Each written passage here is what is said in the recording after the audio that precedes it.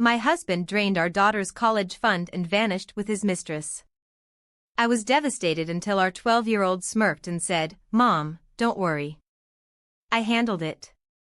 Days later, he called screaming after discovering Mark was stuffing clothes into a suitcase when I walked into our bedroom. No explanation, no eye contact, just frantic packing like the house was on fire. "What are you doing?" I asked. He didn't even look up. What I should have done years ago. His words hit me with the force of a physical blow. 22 years of marriage, and this was how it ended, him throwing shirts into luggage while I stood in my pajamas, completely blindsided. "Mark, stop." I grabbed his arm, but he shrugged me off like I was a stranger. "Talk to me. What's happening?" He finally met my eyes, and what I saw there terrified me. Nothing.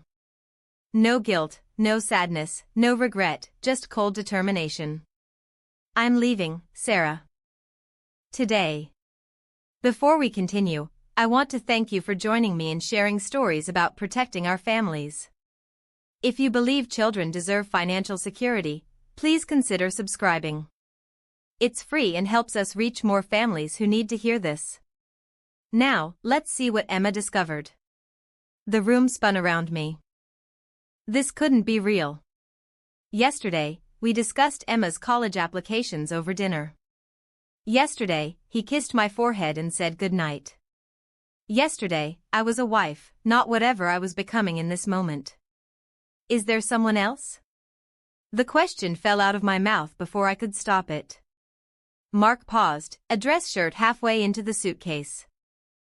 For just a second, I thought I saw something flicker across his face. Then it was gone. This isn't about anyone else. This is about me needing to breathe again. But I knew, the way he wouldn't look at me properly, the way his phone had been face down for months, the late meetings that ran later and later. I'd been pushing down these suspicions for so long that they'd become background noise, but now they screamed at me. "Where will you go?" My voice sounded small, pathetic. "I'll figure it out." He zipped the suitcase with finality. "I need you to transfer my half of the savings to my personal account." That's when the real panic set in. Money, Emma's college fund, our joint accounts, everything we'd built together. I ran downstairs, my bare feet slapping against the hardwood floors. Emma looked up from her cereal, concern creasing her 12-year-old face. "Mom, what's wrong?" "Nothing, sweetheart. Dad's just going on a trip." The lie tasted bitter. I grabbed my laptop and logged into our bank account with shaking fingers. The page loaded, and I stared at the screen in disbelief. Our checking account showed $247.83. Our savings account showed $0. Emma's college fund, the one we'd been feeding for 12 years, the one that should have had $75,000 in it, showed $0. No. The word came out as a whisper. No, no, no. I refreshed the page. The numbers didn't change. I checked the transaction history. 3 days ago, while I was at my book club meeting, Mark had transferred everything. Everything. Not just his half, not just our shared money, but Emma's future, too. My hands were shaking so hard I could barely type. I called the bank, praying this was some kind of mistake. The customer service representative confirmed what I already knew but couldn't accept. Mark had full access to all accounts. The transfers were legitimate. "Mom." Emma's voice seemed to come from far away. "You're scaring me." I looked at my daughter. Really looked at her. She was still in her school uniform, her dark hair pulled back in a ponytail, her backpack ready by the door. She had no idea that her father had just stolen her future and walked away. The sound of footsteps on the stairs made us both turn. Mark appeared, dragging his suitcase behind him. He walked past us like we were furniture, heading straight for the front door. "That's it?" I found my voice, and it was stronger than I expected. 22 years, and you're just walking away? He stopped with his hand on the doorknob. I left you a voicemail explaining everything. I don't want a voicemail. I want you to look at your daughter and explain why you're abandoning her. Emma stood up slowly from the breakfast table. She didn't cry, didn't run to him, didn't beg him to stay. She just watched him with those intelligent eyes that were so much like his. Mark glanced at Emma for maybe 3 seconds. "You'll understand when you're older," he said to her. Then he looked at me. "Don't make this harder than it has to be." The door closed behind him with a quiet click that somehow sounded louder than if he'd slammed it. Emma and I stood in the sudden silence of our kitchen. The coffee maker gurgled.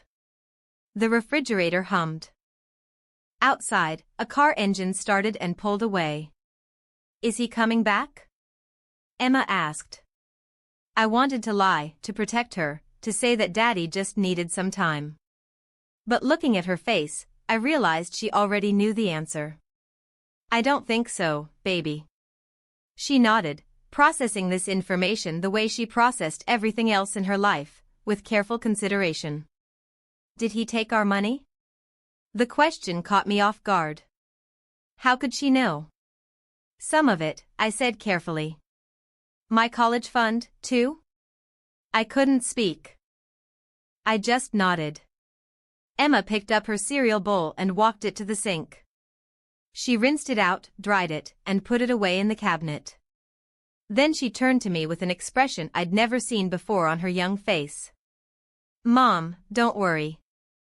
I handled it." The words were so unexpected, so calmly delivered, that I almost laughed. Handled what? She was 12 years old. What could she possibly have handled? But something in her tone made me pause. There was no childish bravado, no empty comfort, just quiet confidence, like she knew something I didn't. "What do you mean, sweetheart?" Emma picked up her backpack and headed toward the door. "I'll miss my bus if I don't leave now. We'll talk after school, okay?" And then she was gone, leaving me alone in a house that suddenly felt enormous and empty, with questions I couldn't answer and a future I couldn't see. The house felt different that first week without Mark.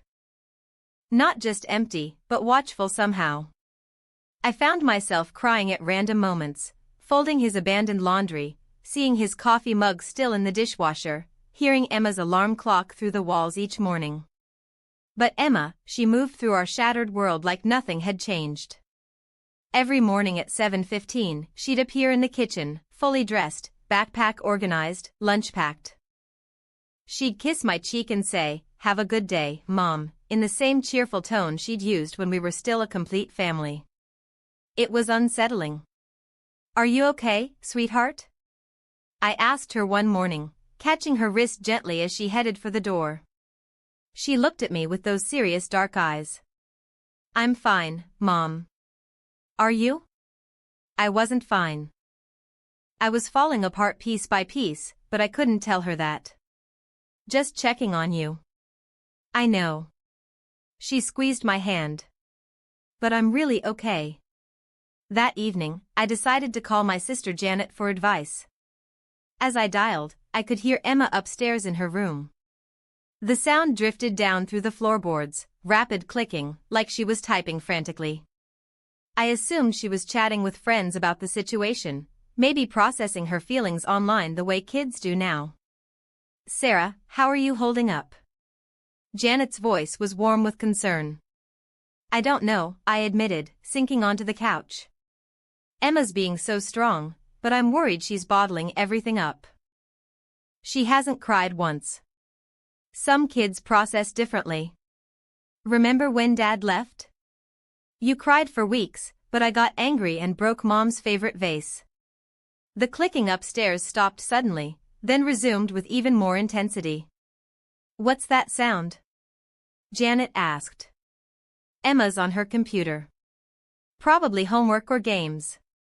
But even as I said it, something nagged at me. The rhythm was too consistent, too purposeful for games. After I hung up with Janet, I made Emma's favorite dinner, grilled cheese and tomato soup. I knocked on her door around 6:30. "Come in," she called. I pushed the door open, carrying her dinner tray. Emma was sitting at her desk, her laptop screen angled away from me. She closed it quickly when I entered. "Brought you some food, honey." "Thanks, Mom." She took the tray without making eye contact. "You can set it on my nightstand." As I placed the tray down, I glanced at her desk. Scattered papers, her school planner, a few textbooks. Nothing unusual, but there was something deliberate about how she'd positioned everything, like she'd arranged it specifically for my visit. "What were you working on?" I asked casually. "History report on the Industrial Revolution." She opened her laptop again, but I caught a glimpse of the screen before she minimized whatever she'd been viewing. It looked like an email program, not a school document. "Need any help?" "I'm good. Thanks for dinner." I was dismissed, politely but firmly. I kissed the top of her head and left, but the uneasy feeling lingered. Over the next few days, the pattern continued. Emma maintained her perfect routine while I spiraled deeper into confusion and grief. I'd wake up at 3 o'clock in the morning with panic attacks, checking our bank accounts obsessively, calling Mark's number just to hear his voicemail. Meanwhile, Emma would emerge each morning looking rested and composed. The typing continued every night, sometimes until nearly midnight. Friday evening, I was putting away Emma's clean laundry when I saw it, a single sheet of paper on her desk, partially hidden under her science textbook. I shouldn't have looked, but something about the formatting caught my eye. It was a printed email thread. The names at the top made my blood freeze, Mark and Rebecca. My hands shook as I pulled the paper out. The messages were dated from 3 weeks ago, before Mark left. They were discussing meeting times, hotel reservations, and something about handling Sarah when the time came. I sat down hard on Emma's bed, staring at the evidence in my hands. My 12-year-old daughter had somehow accessed her father's private emails. How was that even possible? "Mom." Emma's voice from the doorway made me jump. She stood there holding her empty dinner plate, looking at me with those calm, assessing eyes. No panic, no embarrassment at being caught, just quiet observation. "Emma, where did this come from?" She set her plate down and closed her bedroom door behind her. "Dad's not very good with passwords." "How did you?" I started, then stopped. "How long have you known about Rebecca?" 6 weeks. "About the money?" "I figured that out the day before he left." 6 weeks. While I'd been blissfully unaware, my child had been living with this knowledge. I felt sick. "Why didn't you tell me?" Emma sat beside me on the bed, suddenly looking more like the 12-year-old she actually was. I wanted to be sure, and I wanted to figure out what to do about it. "Honey, this isn't your responsibility." "Yes, it is." Her voice was firm. "He stole my college fund. He lied to both of us. Someone had to do something." I looked around her room with new eyes. Everything seemed different now, her organized desk, her careful routine, her unnatural calm. "What else do you know?" Emma got up and pulled a spiral notebook from under her mattress. She handed it to me without hesitation.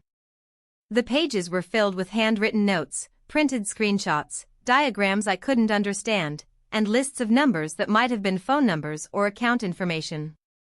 "Emma, what is all this?" "Research."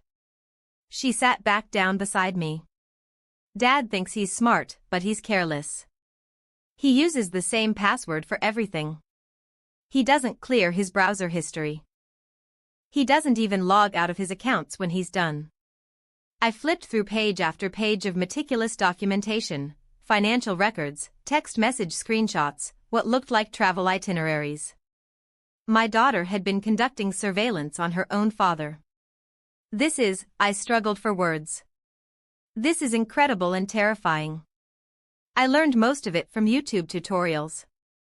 Computer security is really interesting once you understand the basics. "Emma, this kind of thing, hacking into someone's accounts, it's not legal."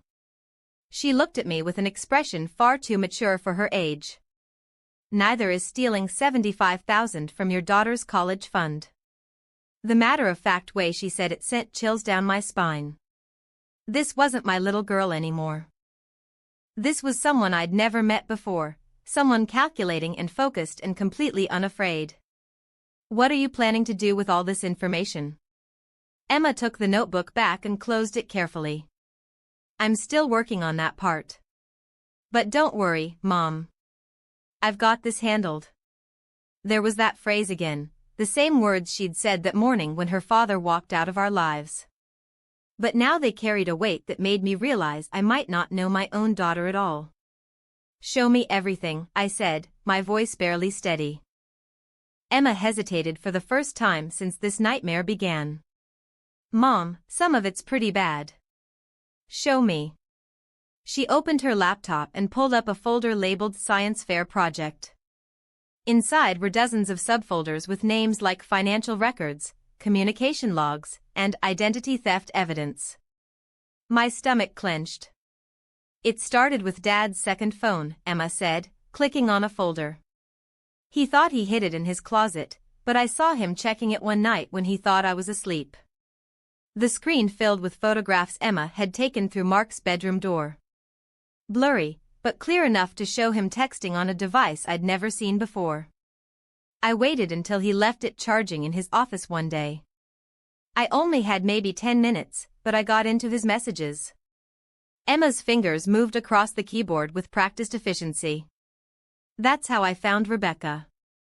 A new window opened, filled with screenshot after screenshot of text conversations, my husband's words to another woman, talking about me like I was an obstacle to remove, planning their future together, discussing how to handle the Sarah situation without losing too much money in a divorce. I felt like I might throw up. It gets worse, Mom. Emma clicked to another folder. Rebecca Sterling works at Dad's accounting firm. She handles client investments and trust accounts. You found out where she works? I found out everything about her: address, family, work history, credit score, even her Netflix password. Emma's voice was matter-of-fact, like she was discussing a school assignment. She's been stealing money from her clients for 2 years. The evidence was overwhelming: bank transfer records showing money moving from client accounts into personal ones, fake invoices for services never provided, investment statements that didn't match actual account balances. Emma had somehow accessed Rebecca's work computer and documented everything. Emma, how did you even get into their systems? Rebecca uses the same password for everything, Sterling 2011. That's her last name and the year she graduated college. I found that information on her LinkedIn profile. Emma shrugged like it was obvious. People are really predictable with passwords. I stared at my daughter, this stranger sitting beside me. But how did you learn to do all this? YouTube, mostly, and some computer programming forums. There's a lot of information out there if you know how to look for it. She clicked to yet another folder, and my world tilted sideways again: bank statements with my name on them, but accounts I'd never opened, credit applications filed under Emma's social security number, loan documents signed with forged signatures. Mom, Dad didn't just take our money. He's been using our identities to get loans. The $75,000 from my college fund? That was just the down payment on a $200,000 loan he took out in my name. What? The word came out as a whisper. He and Rebecca are buying a house together in Florida. They used my credit history and your employment information to secure the mortgage. Emma's jaw tightened. They were going to disappear and leave us holding the debt. The room spun around me. Identity theft. Fraud. My husband hadn't just abandoned us, he'd systematically destroyed our financial future to build a new life with his mistress. But here's the thing, Emma continued, and I heard something new in her voice, something cold and satisfied. I caught them before they could complete the purchase. She opened another folder labeled Countermeasures.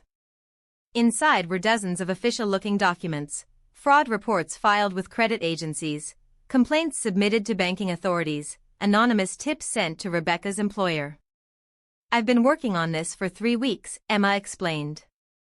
I documented everything first, then I started dismantling their plans piece by piece. What do you mean? Well, Rebecca got suspended from work yesterday.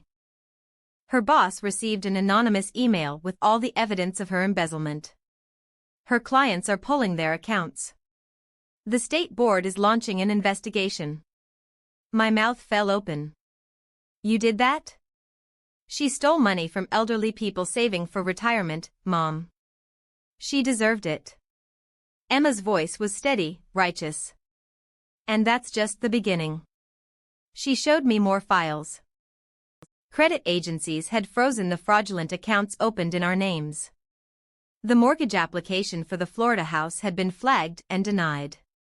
Rebecca's landlord had received a tip about illegal activity in her apartment and started eviction proceedings.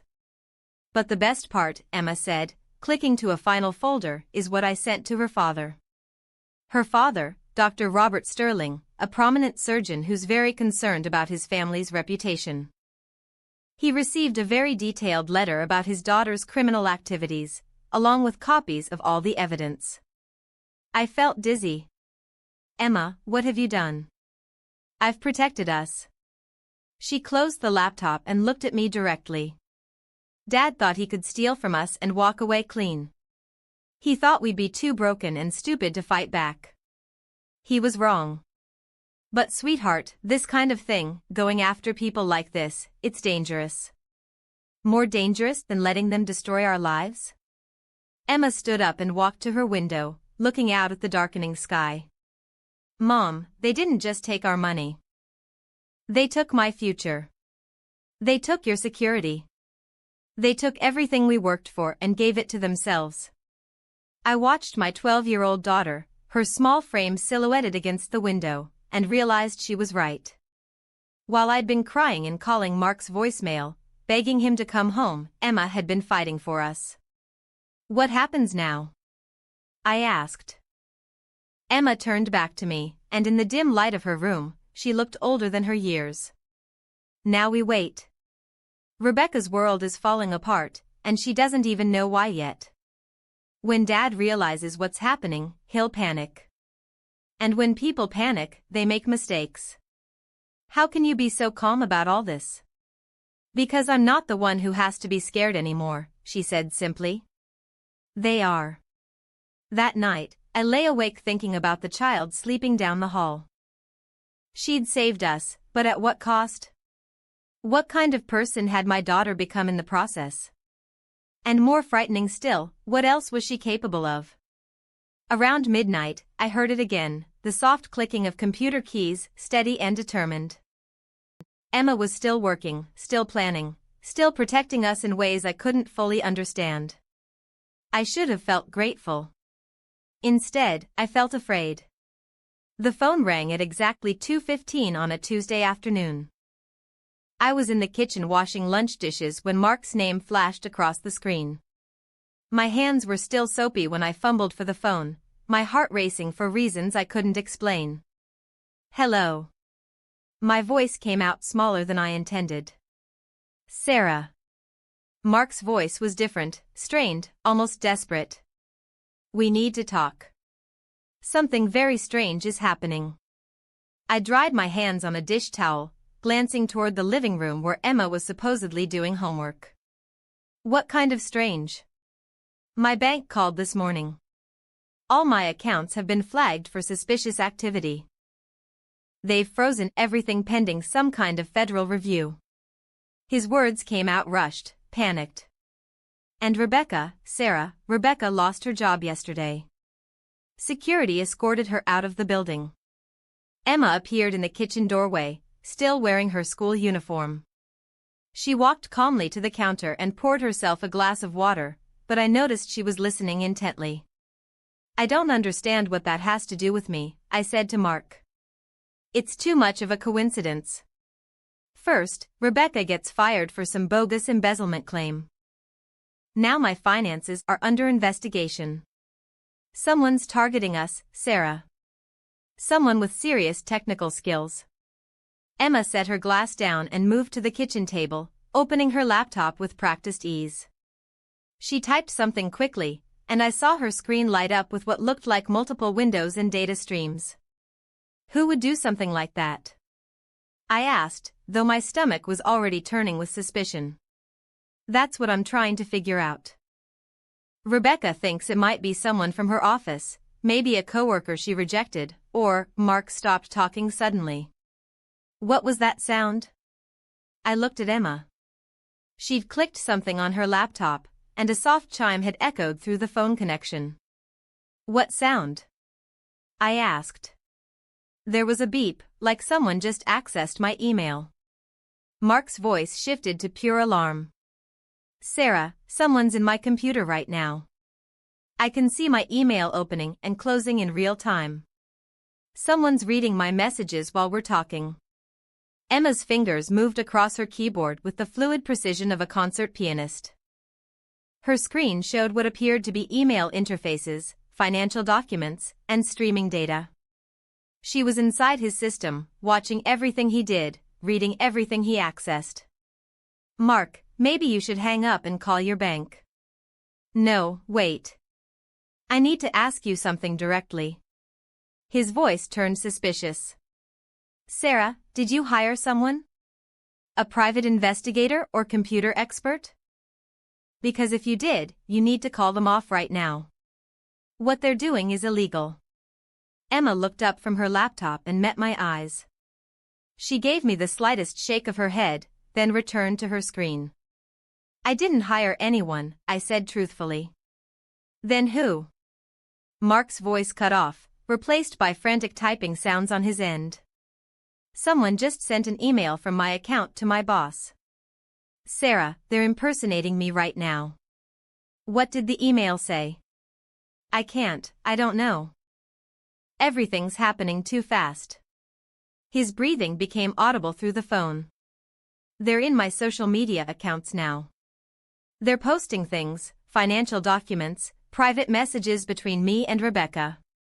Emma minimized one window and opened another.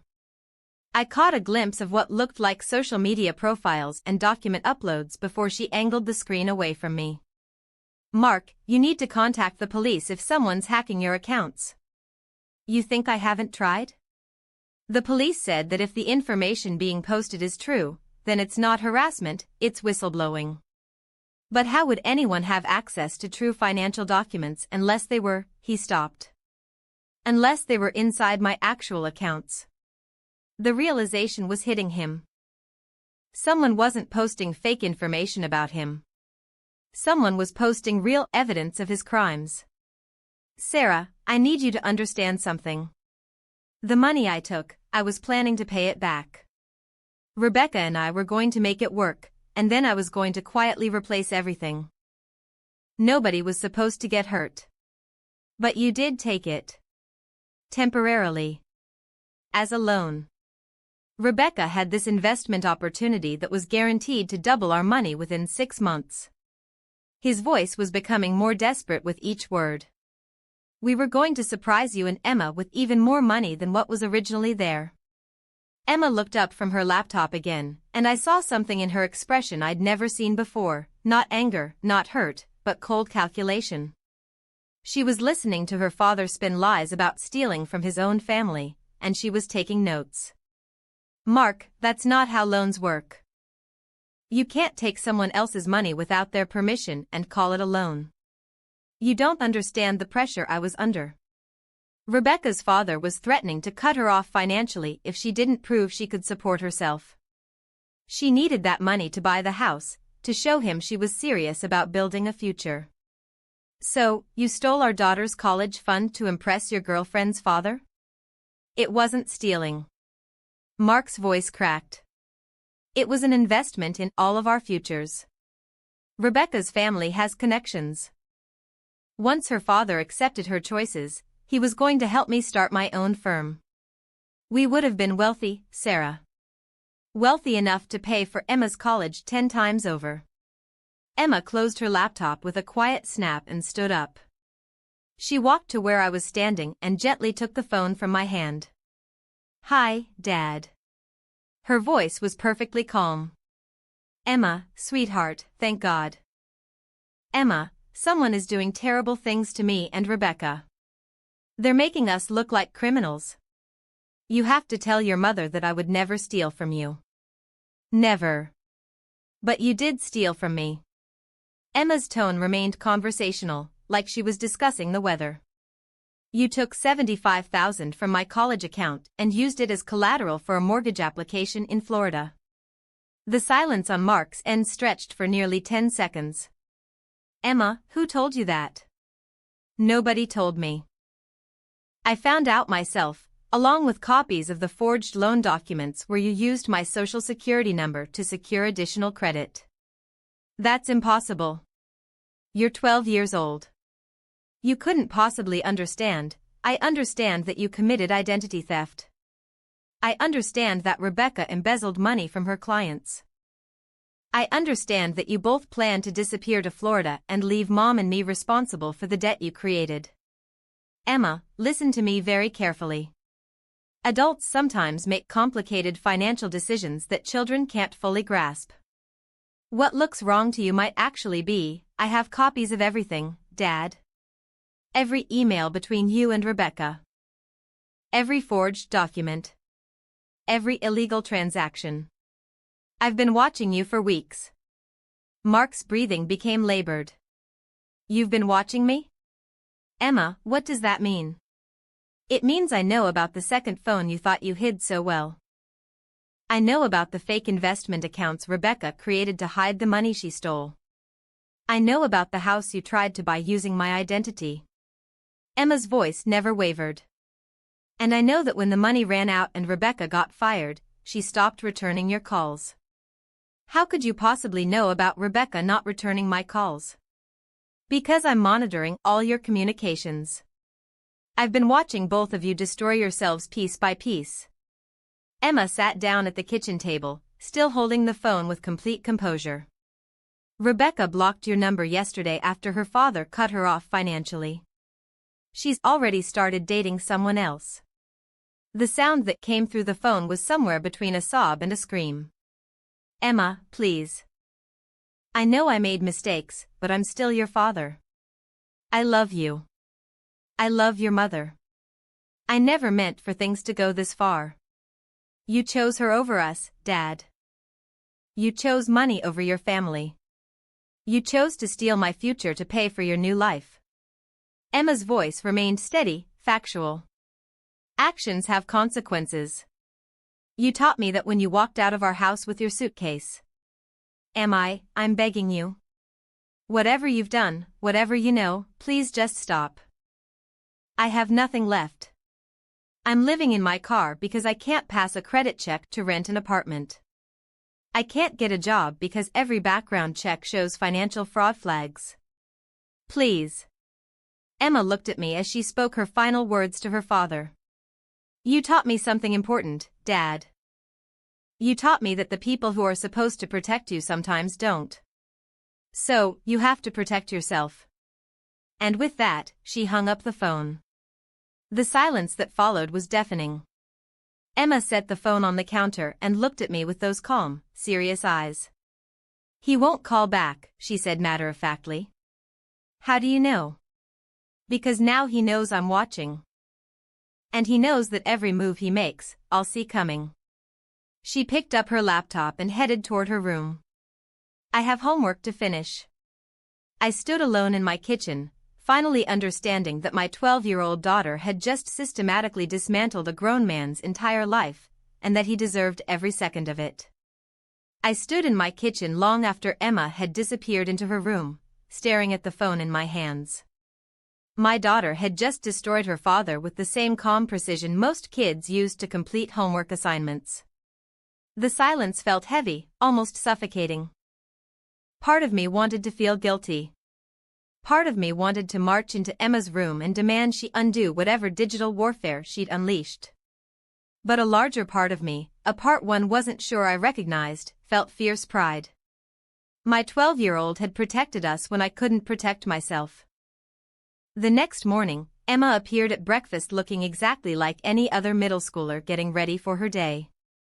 She ate her cereal, checked her backpack, and kissed my cheek goodbye as if she hadn't spent the previous evening systematically destroying two adults' lives. "Emma, wait."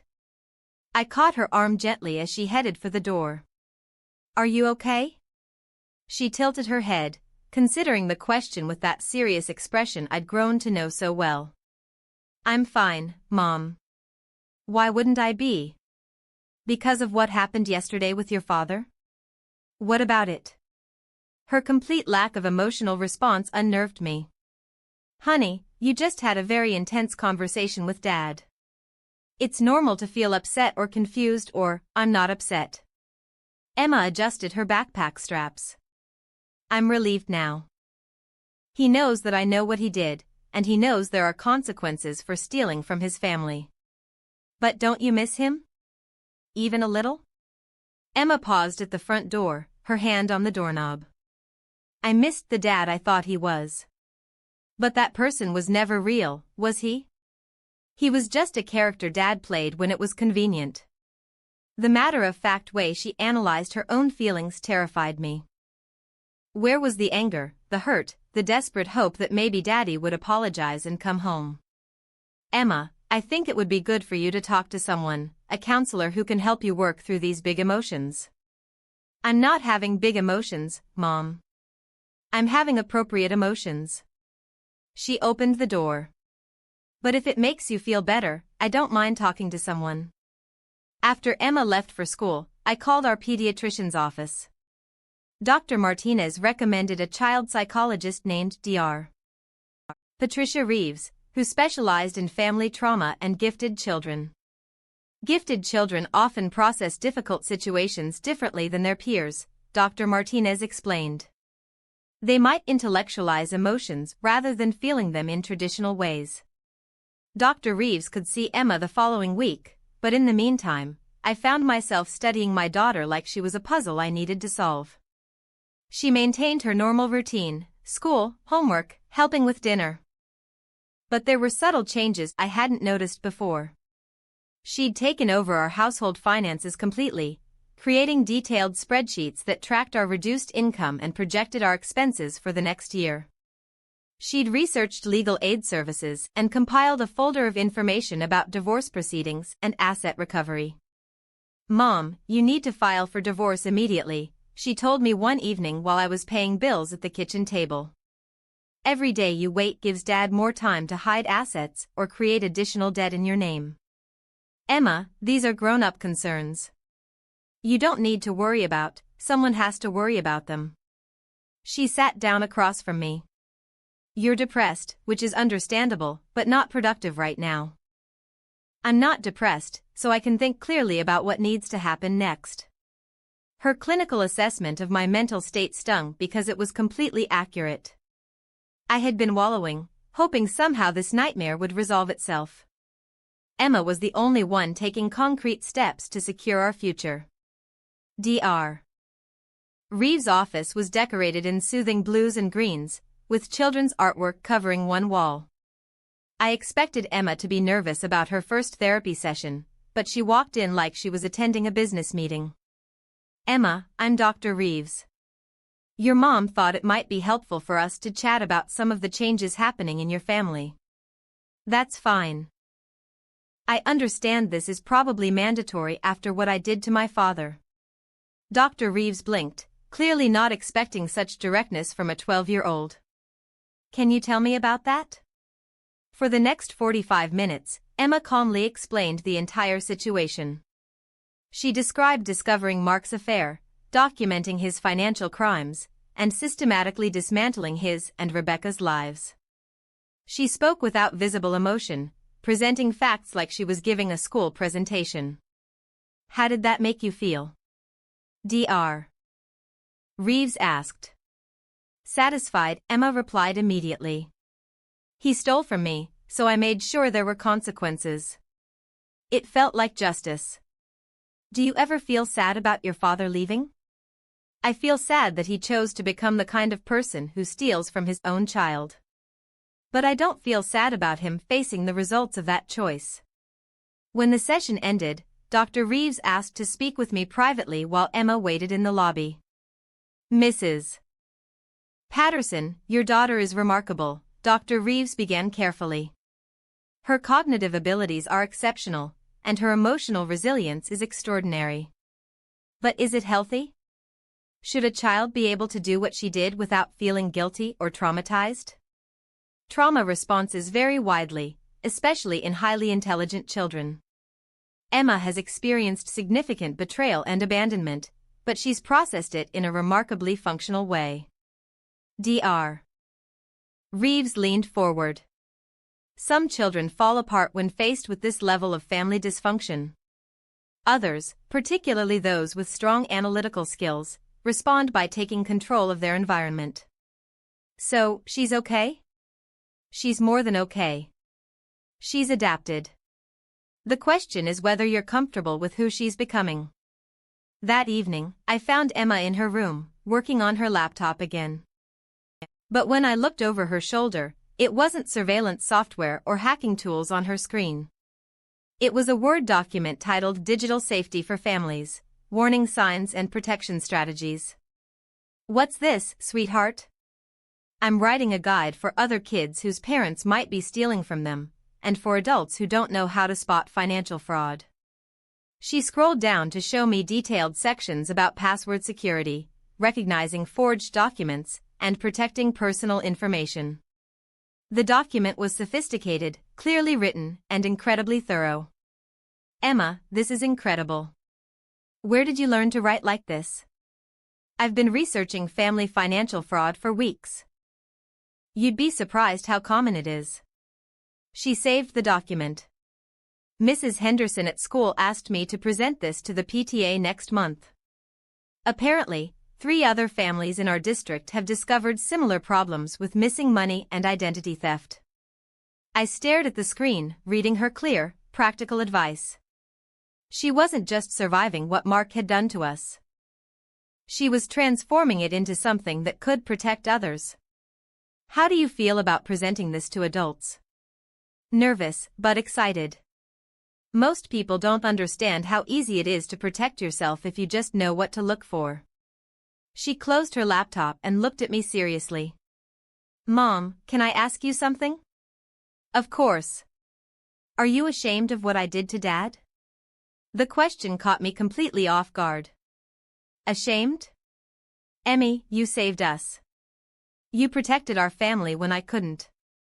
But you've been looking at me differently lately, like you're worried about me. I sat on her bed, choosing my words carefully.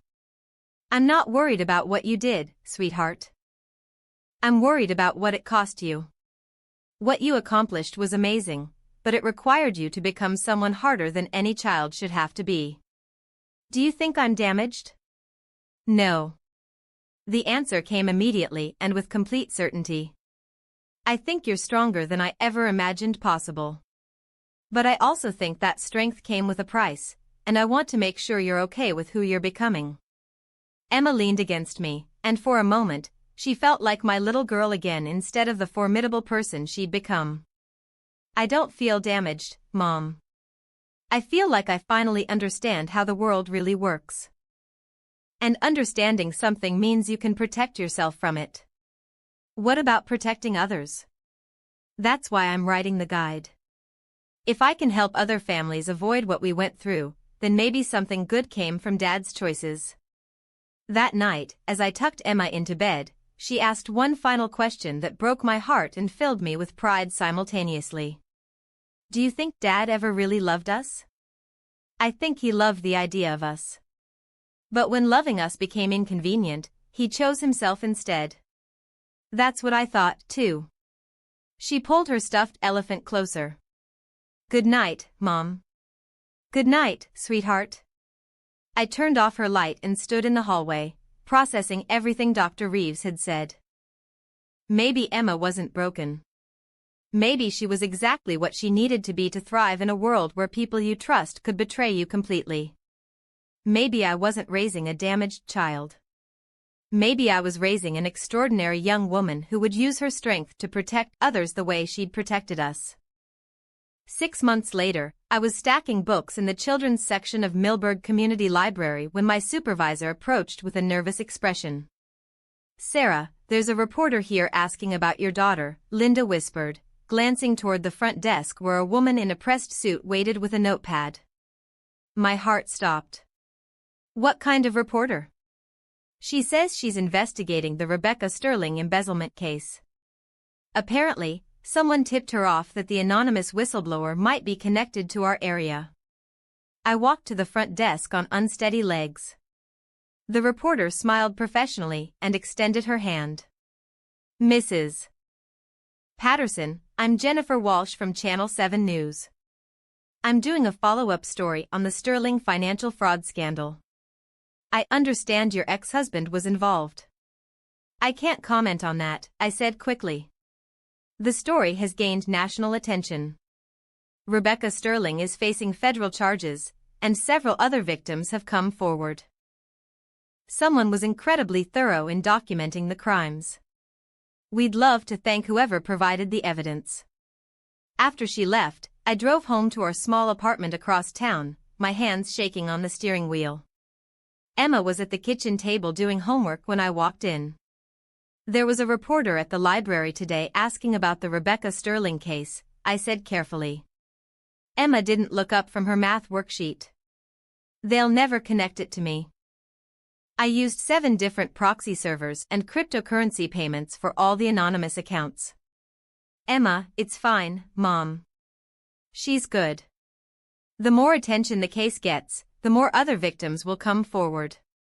She finished a problem and moved to the next one. I've been monitoring the news coverage. 12 other families have contacted authorities about Rebecca's fraudulent investment schemes." The casual way she discussed her nationwide impact on financial crime investigations still caught me off guard. My daughter had triggered a federal investigation that was now protecting dozens of families, and she talked about it like a successful science project. 3 weeks later, Emma received an email that changed everything. A technology company called Secure Family had somehow identified her real identity and wanted to offer her a position in their youth development program. "They're offering me a full scholarship to any college I want, plus a guaranteed job after graduation," Emma explained, showing me the official letter on her laptop. Salary would start at $120,000 a year. I stared at the numbers on the screen. "Emma, this is incredible. This could set you up for life." "I know." She closed the laptop without hesitation. "I'm turning it down." "What?" "Why?" "Because they want to own what I create. They want me to build security software that makes money off people's fear instead of actually protecting them." She stood up and walked to the window of our small living room. "Besides, I already have a job." "What do you mean?" Emma pulled out a business card from her backpack. It looked professionally designed. E. Patterson, Family Financial Protection Consultant. "I've been helping families secure their finances and recover from fraud for the past month. I have 6 regular clients now, and they pay me $75 an hour for consultations." I took the card, studying the crisp design and professional contact information. "Emma, you're 13 years old. How are you running a consulting business? Age doesn't matter when you're working online. My clients think I'm an adult cybersecurity expert with a specialty in family protection." She pulled up a spreadsheet on her laptop showing her income. "I've made enough to replace most of my college fund already." The numbers were staggering. In just 1 month, my teenage daughter had earned more than I made in 3 months at the library. "What kind of services do you provide?"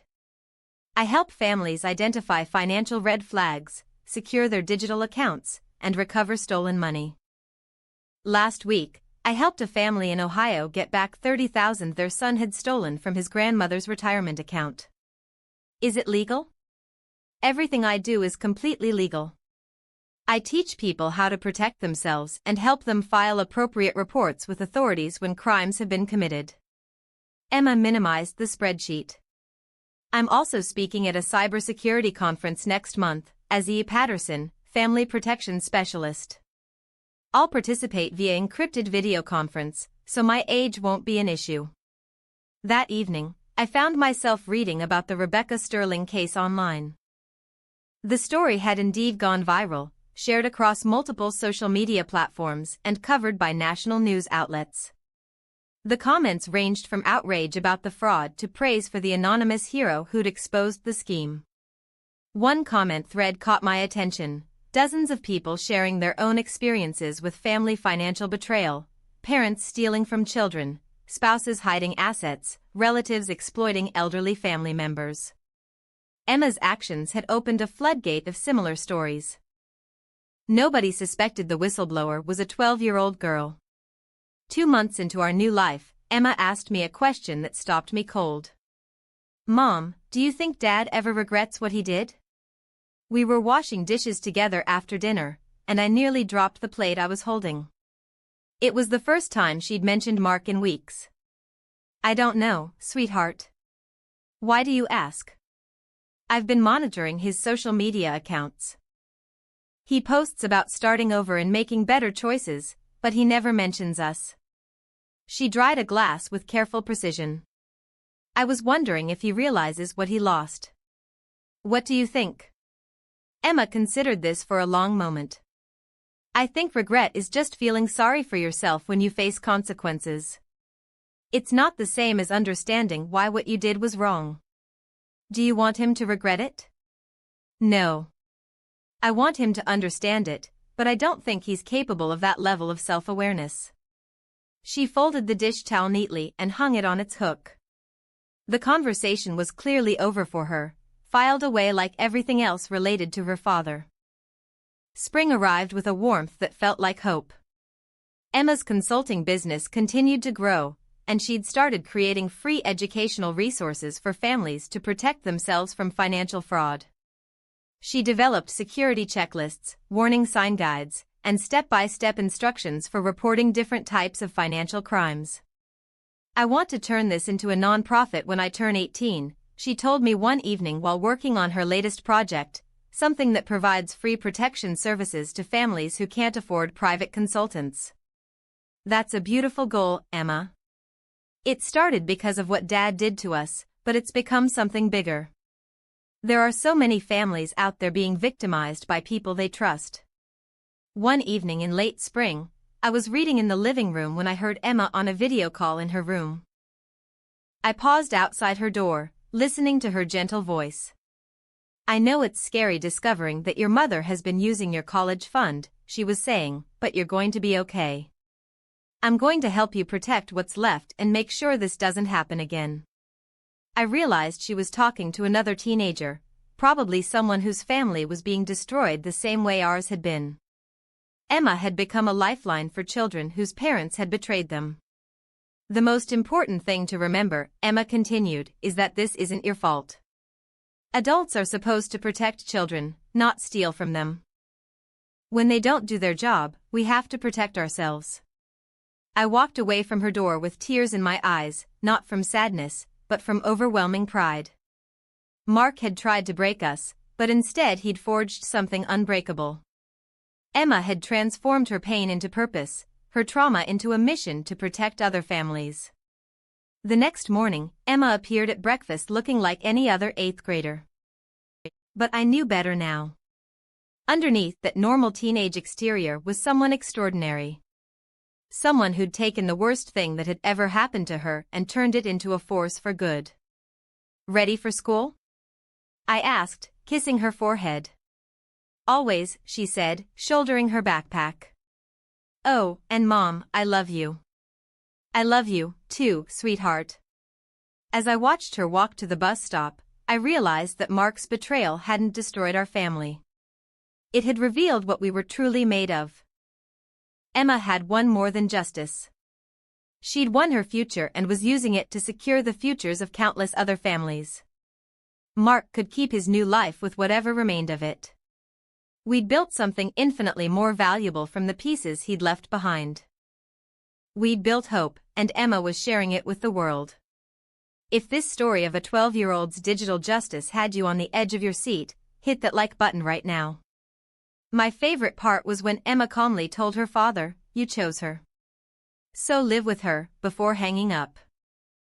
What was your favorite moment? Drop it in the comments below. Don't miss more incredible family protection stories like this. Subscribe and hit that notification bell so you never miss an upload.